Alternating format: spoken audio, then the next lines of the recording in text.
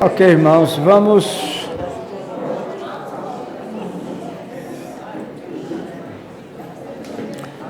conversar um pouquinho hoje sobre, continuar, conversando sobre a conquista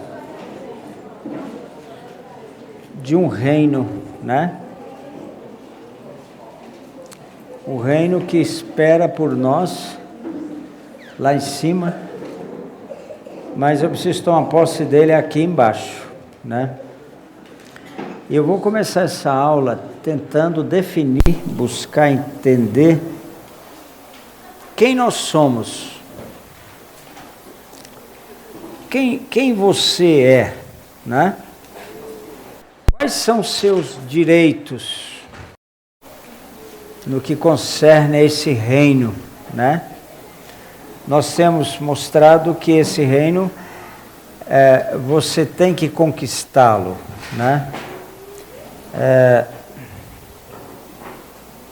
Jesus, irmãos, ele assumiu quem ele era, Ele disse, eu e o Pai somos um, pronto. Agora ele já está dizendo, eu sou esse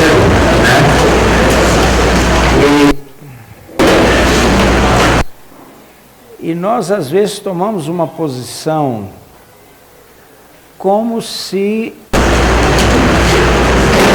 não entendendo quem nós somos, na verdade, E precisamos assumir quem nós somos, Nós somos filhos de Deus. E tudo que é inerente a essa condição, nós temos. Nós já temos por direito, só que temos que conquistar,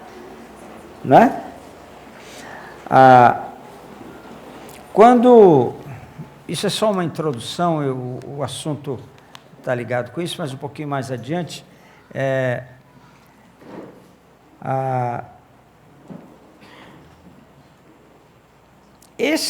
por exemplo, quando o filho pródigo chega em casa,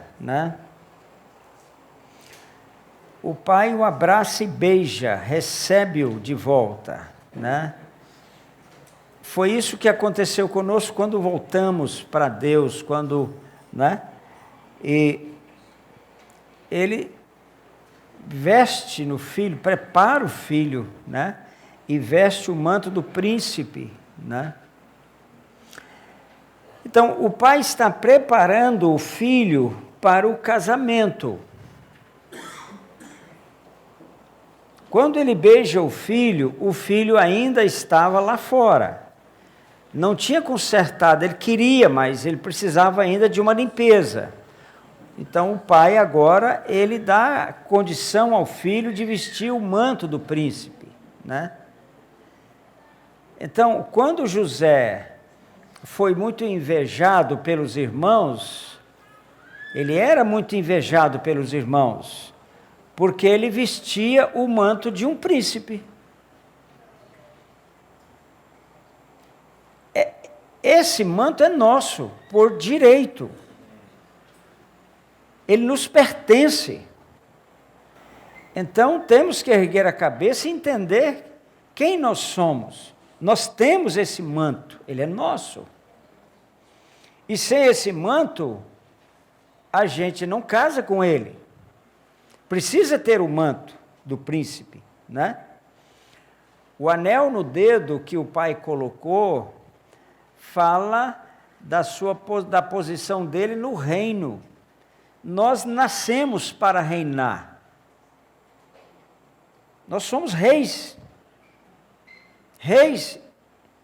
e sacerdotes.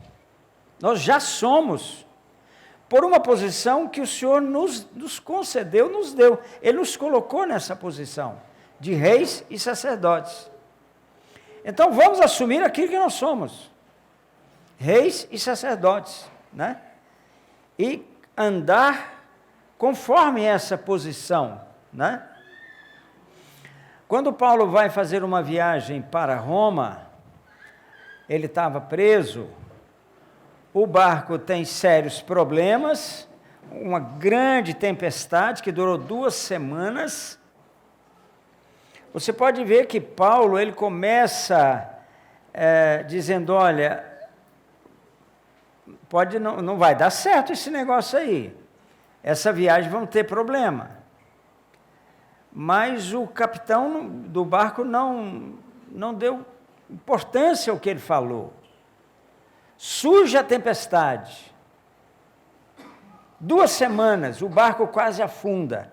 Nesse processo, aquele barco tinha 276 pessoas, presos, inclusive, a maioria presos, condenados, né? E quando você chega lá na frente, no final daquela jornada tão difícil, Paulo já havia assumido a posição que era dele dentro daquele barco. Já havia uma igreja dentro do barco. Aquele povo já era um povo dele, de Jesus. Em 2 semanas, ele conduziu aquele povo a Jesus. Então, a posição que ele assumiu foi, ele tinha um anel no dedo, ele tinha um manto especial. O que eu tenho que fazer é entender que essa é a posição que Deus me deu. Então eu preciso me conduzir como um príncipe, como alguém que tem um anel de autoridade no dedo, né? Esse anel fala de autoridade, o príncipe fala de um lugar, de um momento, né? Jesus, esse mesmo manto que José usou, Jesus usou esse manto, né? E sandálias, ele tinha sandálias nos pés, ele chegou descalço, agora ele tem uma sandália, né? E aqui é curioso porque Jesus andava de sandália durante 30 anos, né? Então ele tirou a sandália, para que hoje eu pudesse andar de sandália. É interessante isso, né? E então,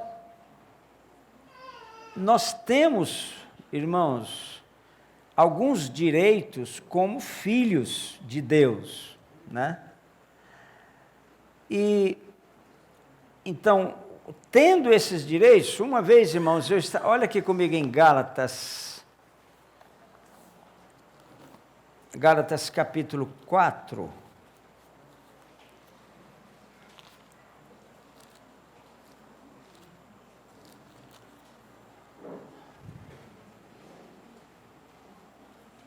Quatro, 6. E porque vós sois filhos, enviou Deus ao nosso coração o Espírito de seu Filho, que clama, Abba, Pai. Então, isso aqui, irmãos, fala de uma grande intimidade. Essa expressão, ela acontece 3 vezes no Novo Testamento, e todas as situações fala de uma grande intimidade. Não é toda hora que eu vou usar essa expressão, né? Olha os versos 7. De sorte que já não és escravo, porém filho. E sendo filho, também herdeiro por Deus, né? Então, há uma condição que eu já tenho. Ela é minha. Essa condição é minha. Só que nem sempre nós vivemos conforme, né?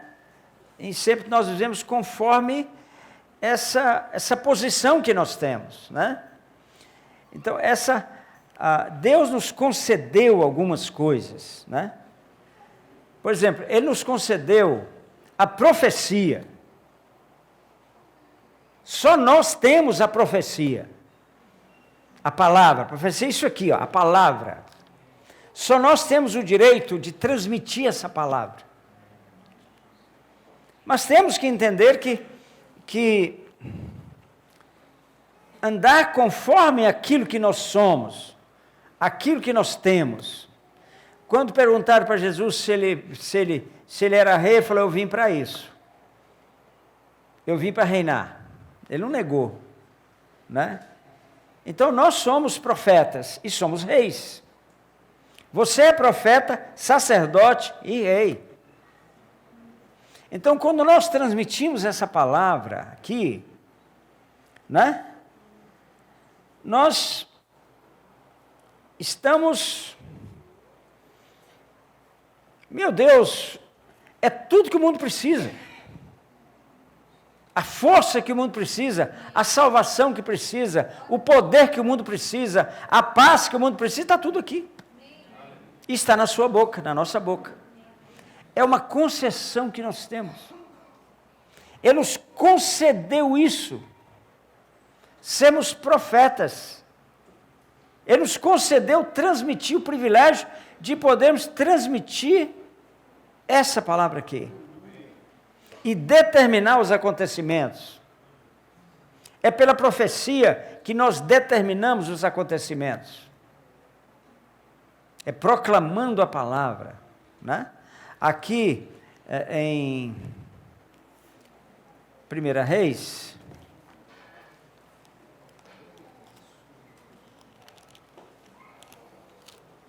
capítulo 17, aparece Elias, né? E olha o que ele fala, isso aqui é profecia, né? Então Elias, o tesbita dos moradores de Gileade, disse a Acabe: tão certo como vive o Senhor Deus de Israel, perante cuja face estou, nem orvalho, nem chuva haverá nesses dias, segundo a minha palavra. Então, ele determinou os acontecimentos, irmãos.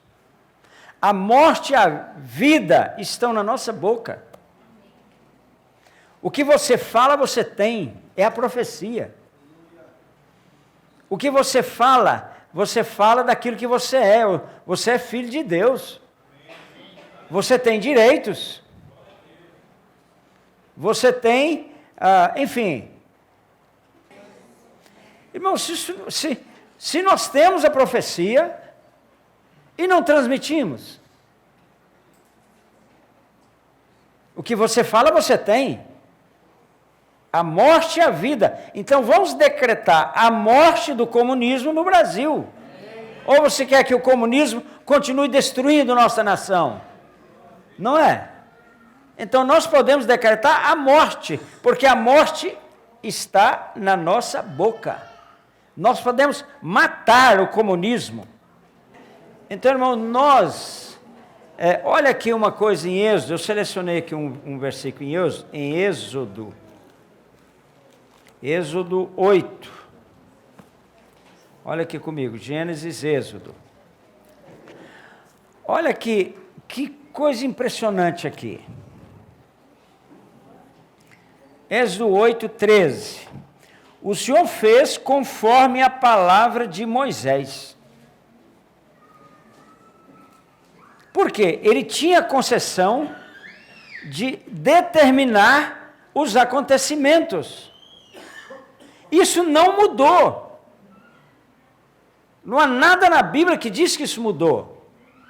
Nós temos essa concessão de declarar o que vai acontecer. Deus fez conforme a palavra de Moisés. Então, o que determina os acontecimentos é a profecia. Você é profeta. E você determina os acontecimentos. Entendeu? É a igreja, é você, nós somos príncipes de Deus. Temos que entender quem nós somos. E caminhar de cabeça erguida. Não com orgulho, claro, mas caminhar de cabeça erguida. Assim, podemos determinar a história do Brasil. É a nossa boca que determina a história do Brasil. Então vamos parar de falar mal, de criticar, e vamos usar da força que nós temos, pelo nome de Jesus. Nós temos uma força extraordinária. Na verdade, nós temos todo o poder. Porque ele falou assim: pedireis o que quiserdes e vos será feito. É todo o poder. Josué, certa vez, falou, céu, para aí. Sol, para aí. O sol parou. O sol parou. Pela ordem de um homem, o sol parou. Então, irmãos, nós somos profetas. Você é profeta. Mude a sua linguagem. Vamos passar a usar uma linguagem que está na palavra. Ninguém acreditava, irmãos, quando, final de janeiro, nós começamos essa proposta de arrependimento para o Brasil. Irmãos, está pegando fogo. Agora mesmo, lá em Araxá, quem mostrou uns fotos de Araxá? Alguém mostrou hoje para mim? Alguém mostrou, não sei se foi a Mônica, né? Irmãos, o que está acontecendo em Araxá? Os pastores se unindo e se arrependendo. Nós determinamos os acontecimentos, entendeu? Então, o que acontece? A gente não entendendo isso, eu vou deixar. Por que o PT, que é comunista, está governando nossa nação há 12 anos? Porque nós deixamos. Nós permitimos. Agora, nós temos a concessão do sacerdócio. Nós somos um reino de sacerdotes. Você é um sacerdote. Você pode subir até o céu. E você pode descer o céu até você. É isso que o sacerdote faz. Ele sobe até o céu e ele desce. Sobe e desce. Ele traz o céu. Ele leva quem está aqui para o céu. Ele traz o céu até aqui. Então, esse é o sacerdote. Deus, sabe, irmãos, isso daí, essa concessão do sacerdote que nós temos, irmãos, ela é algo tão tremendo, é algo tão forte, que a única salvação para o mundo é o nosso sacerdócio. A profecia, agora o sacerdócio. Onde eu levo alguém a Deus e trago Deus até aqui. É o sacerdócio. É a única esperança para o mundo, irmãos. É o exercício do nosso sacerdócio, né? É algo que eu não posso viver sem esse entendimento. Então, onde você estiver, levanta a sua cabeça. Levanta a cabeça, deixa eu ver. Então lá.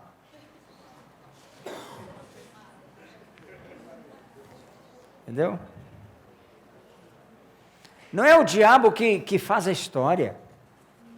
Ele só está fazendo a história porque a igreja está deixando. É hora da igreja estabelecer a história do Brasil, através do sacerdócio, e trazer a arca para o Brasil. Nós podemos, irmãos. Se Davi trouxe a arca para Jerusalém, nós podemos trazer a arca para a nossa nação. Sim ou não? Então vamos entender o que nós temos, qual a nossa posição, entendeu? Entendeu? O que nós, sabe, nós temos as chaves do reino, irmãos. O sacerdote tem as chaves do reino dos céus. Esse reino que eu estou falando, é o sacerdócio que tem essas chaves. As portas do inferno não podem prevalecer. Não podem, né? Eu estava essa madrugada, o Senhor me levou até o livro de Daniel. Mas que coisa impressionante. Por que esse livro está na Bíblia, irmãos? Porque existiu um homem chamado Daniel, e o outro chamado Ananias, Misael e Azarias, eram 4. Esses 4 meninos transtornaram um reino, encararam um reino. E olha o que Nabucodonosor fala sobre esses meninos. Olha aqui. Ezequiel, Daniel.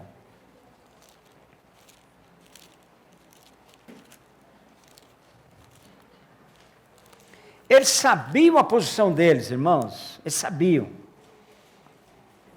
Eles estavam ali como escravos, mas acima de tudo exerceram um ministério de sacerdotes, de profetas e sacerdotes, né? Aí tinha que comer as iguarias do rei. Daniel falou lá pro eunuco lá, falou, a gente não vai comer não, a gente não vai se contaminar com isso aí não. O eunuco do rei ficou desesperado, então, olha, nós vamos morrer, porque o rei vai matar a gente. Eu vou ser o primeiro a morrer, vocês não fazem isso comigo não. Começaram encarando o rei. Daniel, nessa época aqui, tinha 15 anos. 15 anos. E encarou o rei mais poderoso, talvez de todos os tempos, com 15 anos. Quando chega no capítulo 2, ele está com 17 anos. E quando ele recebe de Deus a revelação do sonho do rei, e ele revela ao rei o sonho, interpreta o sonho, olha o que o rei faz, 2,46. Então o rei Nabucodonosor se inclinou e prostrou rosto em terra perante Daniel, um menino de 17 anos. Verso 47. E disse o rei a Daniel, certamente o vosso Deus é o Deus dos deuses e o Senhor dos reis. Olha aí, prostrado perante Daniel. Vamos assumir quem nós somos, irmãos? Não olha para baixo não, olha para cima. Olha para a palavra. Porque o Espírito Santo deixou esse livro na Bíblia. Deixou a história desses 4 rapazes na Bíblia. Eles mudaram a história da Babilônia.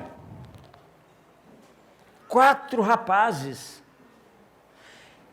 Em Daniel 3, aqui Daniel está com 20 anos. Agora ele já está com 20 anos. Agora quem encara o rei são os 3. Ananias, Azael e Azarias, que vão encarar o rei na fornalha, né? Entendeu? Mas quando, olha aqui, quando eles são denunciados, né? Quando eles são denunciados, ao que eles falam para o rei,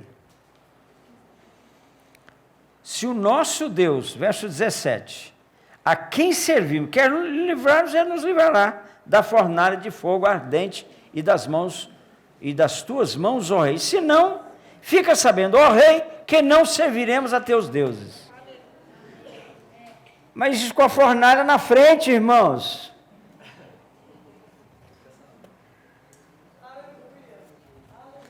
Temos que descobrir quem nós somos.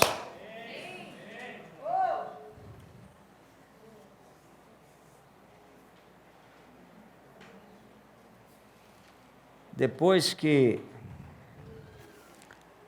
eles vão para a fornalha, você conhece a história, né? E aqui tem lições infinitas nesse capítulo, né? Veja o verso 29. Olha o decreto do rei. Faço um decreto, pelo qual todo povo, nação, língua, que disser blasfêmia contra Deus de Sadraque, Mesaque e Abdenego, é o nome que eles receberam, seja despedaçado. Essa é a cabeça do rei. O jeito dele pregar o evangelho é desse jeito. E as suas casas sejam feitas em monturo, porque não há outro Deus que possa livrar como esse. O pessoal do Nepal, irmãos, lá na casa da Sheila, na casa da escola, e da Kelly, da Sheila, todo aquele pessoal, hoje de manhã, hoje lá, os 2 donos do prédio de cima e do prédio mais antigo foram lá. Nós estamos lá com mais ou menos 300 pessoas, crianças, recolhemos lá, o Silvio recolheu e está cuidando de umas 300 pessoas da cidade, além de um pouco mais de 200 do nosso grupo, das nossas pessoas. E os donos dos prédios foram lá hoje. Eles falaram, olha, os nossos deuses não estão legal não. Tão legal não. Nós agora queremos é o Deus dos cristãos. Entendeu? Entendeu? Prostrou-se. Então, irmãos, nós temos que assumir quem nós somos. Sabe? Tem crente, ele tem uma cara miserável, miserável. Entendeu? Ora, gente, levanta a cabeça. Você é um príncipe, você é um filho de Deus. Levanta a cabeça, prega para o seu irmão aí, fala para ele aí. Levanta a cabeça, meu irmão.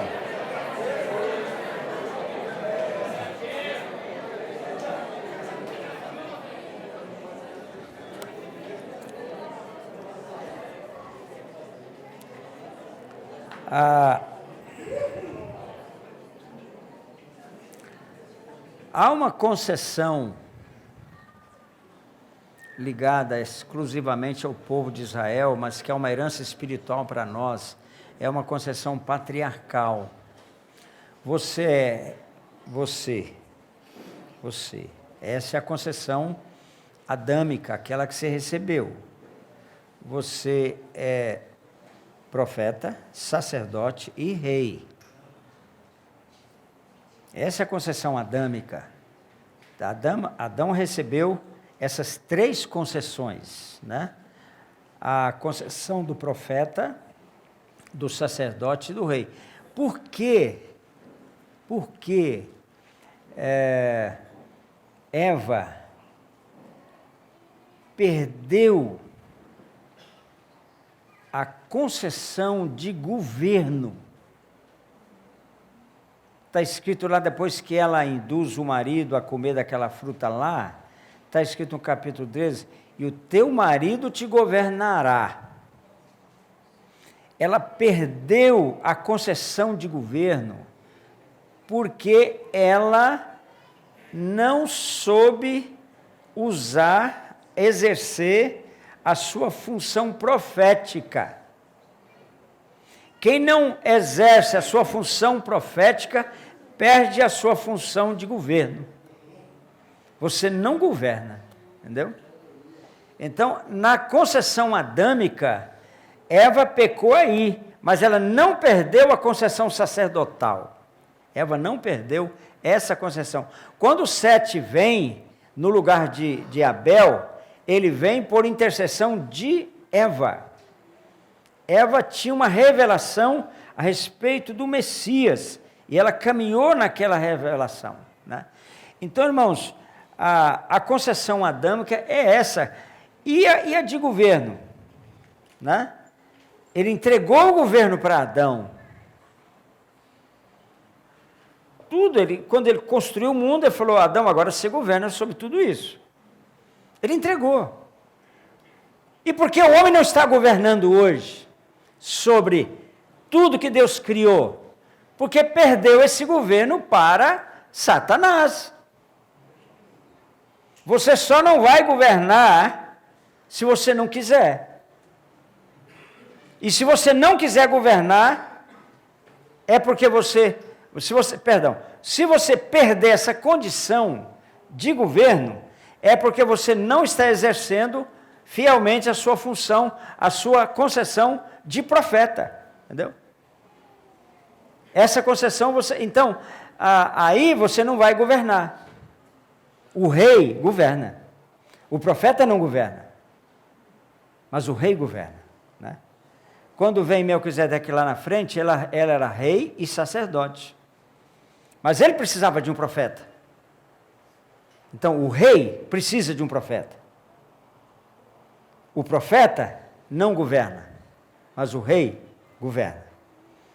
Davi governou, e ele tinha Natã, que era o profeta que ministrava ao coração dele, né? Então, irmãos, hoje, eu preciso exercer essa concessão.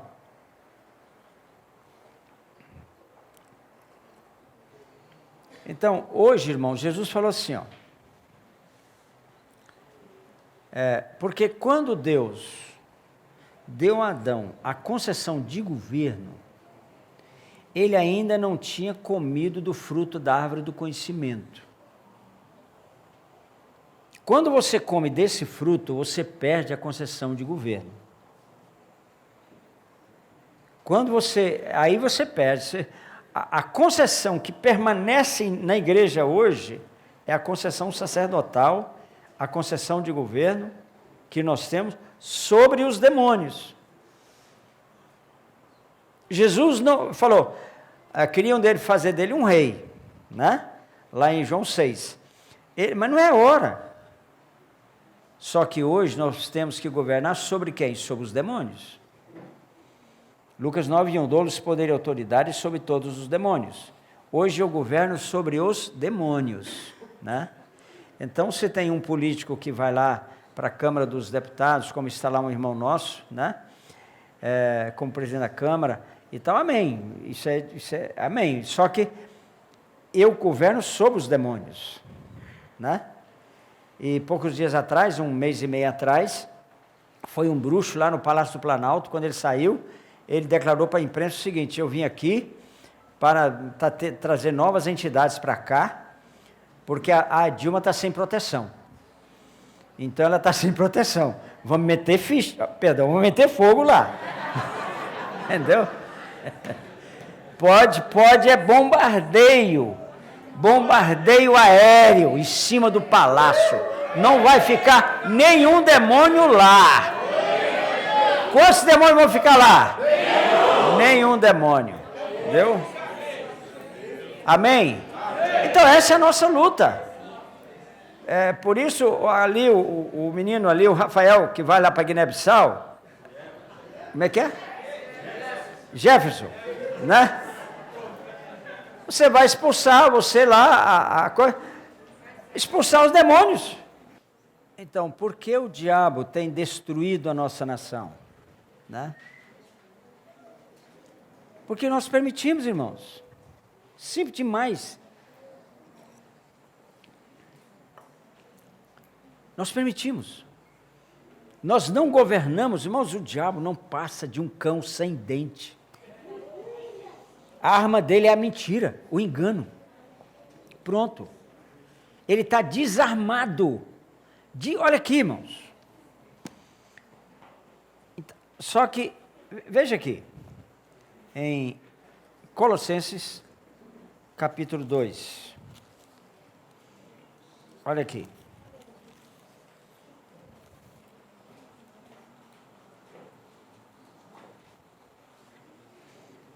(2:15) Despojando os principados e as potestades, publicamente os expôs ao desprezo, triunfando deles na cruz. Sabe o que significa isso aqui na prática? Isso aqui é uma expressão que Paulo usa em relação. Ele era muito entendido, claro, ele era cidadão romano. Quando o exército romano ganhava uma batalha, o exército inimigo tinha que desfilar sem roupa, totalmente nu, fileira por um, amarrado com corrente um no outro. Desfilava. É isso que Paulo está falando aqui. Ele está sem nenhuma força, amarrado, sem nenhum poder sobre nós. Foi isso que Jesus fez com ele. Então eu tenho toda a condição de fazer isso aqui com ele.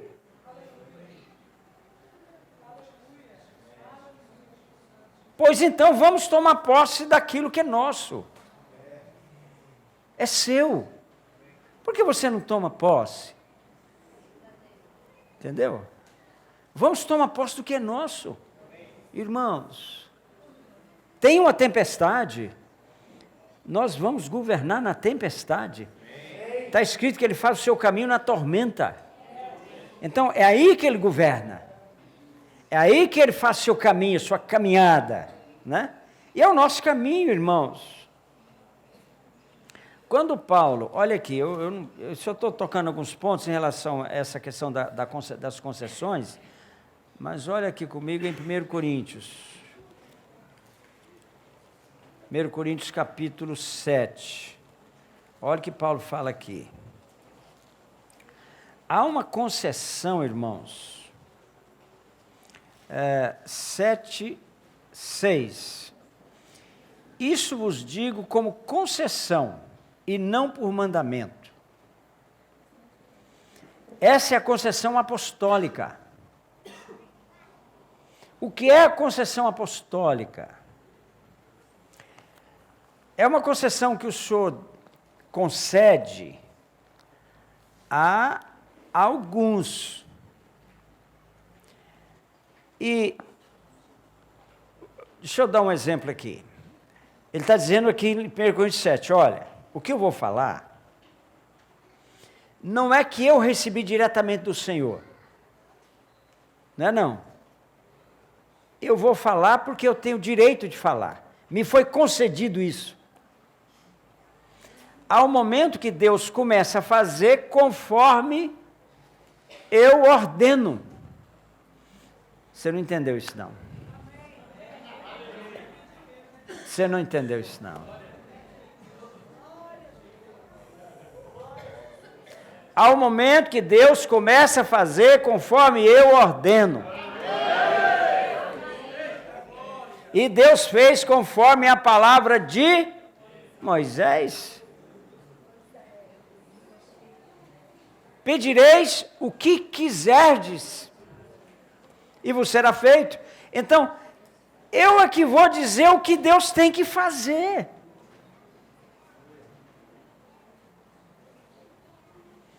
Quando Moisés chega lá com o povo dele, ali na borda do mar, está o mar na frente e o exército de Faraó atrás. E Deus fala assim para Moisés, por que clamas a mim? Tem hora que você não tem que orar não. Já está orado. Por que clamas a mim? Diga ao meu povo que marche. Mas tinha o mar na frente. Tem hora que você não tem que... irmãos, a primeira vez que eu fui na África, Angola eu cheguei em Luanda, estava debaixo de tiroteio, de guerra. Tinha uma praça assim na frente do aeroporto, estava zunindo bala por ali, e o avião desceu, uma situação muito complicada, muito difícil. Eu estava com 9 volumes. Eu tive que colocar dentro de eram algumas malas e caixas com o Novo Testamento e remédio, outras coisas. 9 volumes. As malas sendo examinadas minuciosamente. Sabe o que eu fiz? Eu comecei a clamar a Deus, Senhor, por favor, guarda esse lugar aqui, Senhor. Não deixa esses homens, Senhor, tem remédio aqui, tem Novo Testamento, eu não posso trazer. Eu comecei a clamar a Deus. Eu não fiz isso. Eu não fiz uma oração. Pronto. Eu estou ali, para que orar? Não preciso orar. Já está feito. Você sabe, você entendeu isso? Isso eu digo por concessão. Fiquei tranquilo. Se existe anjo, eu creio que naquele dia veio um anjo. Porque na minha vez, naquela hora apareceu um rapaz bem vestido, moreno, forte, com signo de tenente, e falou no meu ouvido, passa rápido. Eu passei rápido. Até pouco tempo eu estava guardado os tickets da bagagem. Entendeu? Porque não examinaram nada. Então, chega um momento que a igreja determina, você determina os acontecimentos.